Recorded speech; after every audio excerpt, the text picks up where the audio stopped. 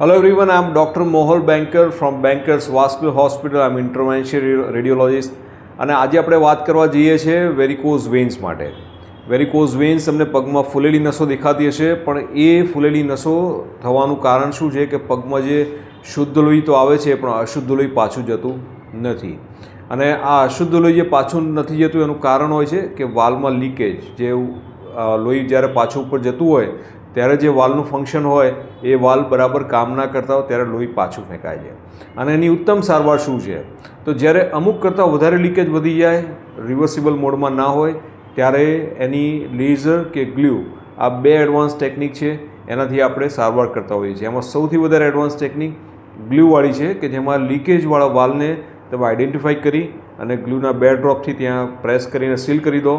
Leakage seal થઈ જાય અને તમારી વેરિકોઝ વેન ડિસએપેર થઈ જશે, કોઈ પણ જાતના કટ, ટાંકા, એનેસ્થેસિયા વગર. સો બેન્કર્સ વાસ્કુલર હોસ્પિટલમાં વિનાશીલ ગ્લ્યુ એમ્બોલાઇઝેશનથી સારવાર કરીએ છીએ અને વેરિકોઝ વેન આનાથી તમારી ઘણી બધી જતી રહે છે.